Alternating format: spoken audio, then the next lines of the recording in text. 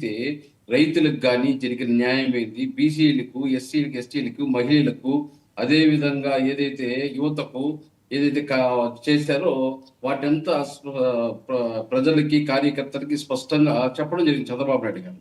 అదే విధంగా ఏదైతే అవినీతిని ఆంధ్రప్రదేశ్‌లో ఏదైతే అవినీతిని ఎటువంటి పరిస్థితుల్లోనూ ఉపేక్షించే పరిస్థితి ఉండదు. వాళ్ళకి ఖచ్చితంగా అడ్డుకట్ట వేయడం జరుగుతుందని చెప్పడము.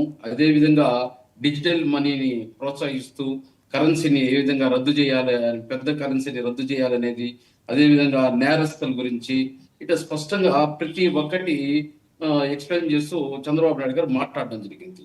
కానీ ప్రతిపక్షంలో ఉండే వైఎస్ఆర్సీపీ అప్పుడు అధికారంలో ఉండేటప్పుడు హామీలు ఇవ్వకుండా ఏదైతే ఉద్యోగస్తులు ఒక్కరోజు కూడా కూర్చోబెట్టకుండా 5 సంవత్సరాలు వాళ్ళని ఏదైతే ఉద్యోగులకి సిపిఎస్ గురించి కానీ ఒక స్పష్టత ఇవ్వకుండా వారంలో గెలుస్తానే వారంలో చేస్తామనింది 5 సంవత్సరాలు చేయలేదు. దాన్ని గుర్తు రాలేదే కానీ ఒక సంవత్సరంలో ఏదైతే ఎన్డీఏ కూటమి రావడమో ఎన్డీటీ కూటమి రావడమో ఏదైతే 1కి 2, 3 కార్యక్రమాలు చేయడం జరిగింది. అన్నా క్యాంటీన్లు అయితేనేమి, 3 సిలిండర్ల విషయంలో అయితే దీపం పథకంలో 3 సిలిండర్లు ఉచితంగా ఇవ్వడం కానీ, అదే విధంగా ఏదైతే పెన్షన్ విధానం కానీ ఇవన్నీ ఇస్తా ఉన్నారు. సంవత్సరం 10 నెలలు అయిపోయింది, సంవత్సరం అయిపోయింది, ఇంకా ఇలేదు. ఏదైతే ప్రమాణ స్వీకారం చేసిన రోజు నుంచి ఈ రోజు ఇదే పాట పెట్టుకున్నారు. మరి గతం వైఎస్ఆర్సీపీ చేసింది ఏమి? ఆ రోజు ఇచ్చిన హామీలు ఏమైనాయి? ఉద్యోగస్తులకు ఇచ్చిన హామీ ఏమి?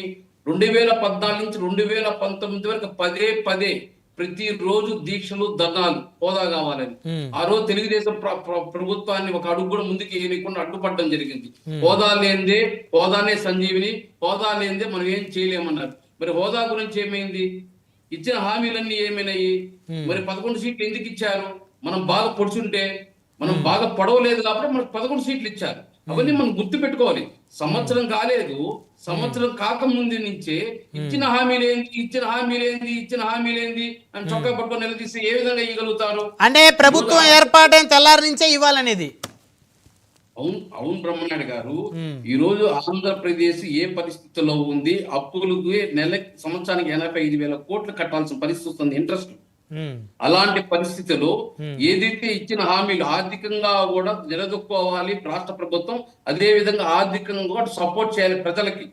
2 బ్యాలెన్స్ చేసుకుంటా పోతే ఇవ్వడం జరుగుతుంది.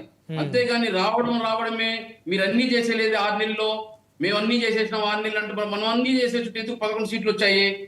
మనం ఇచ్చిన హామీలు నెరవేర్చలేదు కాబట్టి లేదు. అంతేనా సురేష్ గారు? అంటే వారు మాట్లాడేది ఒప్పుకుంటారు మీరు? ఏమి ఇచ్చిన హామీలు నెరవేర్చలేదు కాబట్టి మనకు 11 సీట్లు ఇచ్చారు. అది మనం కూడా తెలుసుకోవాలి. బ్రహ్మనాయుడు గారు అప్పుల గురించి మాట్లాడారు. అప్పుల గురించి కాదు, అది పక్కన పెడదాం. మీరు ఇచ్చిన హామీలు అమలు చేయలేకపోవడం వల్ల మీకు 11 ఇచ్చారని వారు అన్నదాన్ని మీరు అంగీకరిస్తారా లేదా? 200% దానిని అంగీకరించను. ప్రజలు ఆశపడ్డారు. చంద్రబాబు నాయుడు గారు, పవన్ కళ్యాణ్ గారు చెప్పిన మాటలేంటి బ్రహ్మనాయుడు గారు? మరి మీరు ఎందుకు చెప్పలేకపోయారు? జగన్మోహన్ రెడ్డి గారు చేస్తున్నటువంటి సంక్షేమానికి మించిన సంక్షేమం అన్నారు. అంటే జగన్ గారి కన్నా అద్భుతమైన సంక్షేమం ఇంకా వస్తుందని ప్రజలు ఆశపడ్డారు. అంతేగాని ఈ వేణుగోపాల్ అన్న చెప్పినట్టు రాష్ట్రం అప్పులు పెరిగిన దానికి మూల కారణం చంద్రబాబు నాయుడు గారు. సురేష్ గారు ఆగండి, మళ్ళీ మాట్లాడుతూ ఆగండి. వేణుగోపాల్ గారు కంటిన్యూ చేయండి మీరు. బ్రహ్మనాయుడు గారు సంవత్సరం 250 రూపాయలు పెంచుకుంటా పోతా అన్నాడు. ఆర్థిక పరిస్థితి బాగా లేదని పెన్షన్ వైఎస్ఆర్ జగన్మోహన్ రెడ్డి గారు. అవును, అలాంటిది చంద్రబాబు నాయుడు గారు ఇచ్చిన హామీని ప్రమాణ స్వీకారం చేసిన నెక్స్ట్ నెలకే 4,000 ఇవ్వడం జరిగింది. ఇచ్చాడు. అంటే పెన్షన్ 1000 రూపాయలు పెంచామని చెప్తున్నారు, బాగుంది. కానీ ఇందులో ఒక మతలబ్ ఉంది. ఎస్సీ, ఎస్టీ, బీసీ, మైనారిటీలకు కూడా 50 సంవత్సరాలకే పెన్షన్ ఇస్తున్నారు. మరి అది ఇవ్వలేదు కదా. 66 లక్షలు ఉన్నది 63 లక్షలు అయింది. అది కూడా సంపూర్ణం కాదు కదా. Jaganmohan Reddy one by one చేసుకుంటూ వస్తాను. పథకాలు అమలు చేయలేదు. వేణుగోపాల్ గారు, జగన్మోహన్ రెడ్డి గారు కూడా అన్ని పథకాలు అమలు చేయలేదు అన్నారు కాబట్టి కూటమి ప్రభుత్వం కూడా ఇచ్చిన అన్ని అమలు చేసే పరిస్థితులు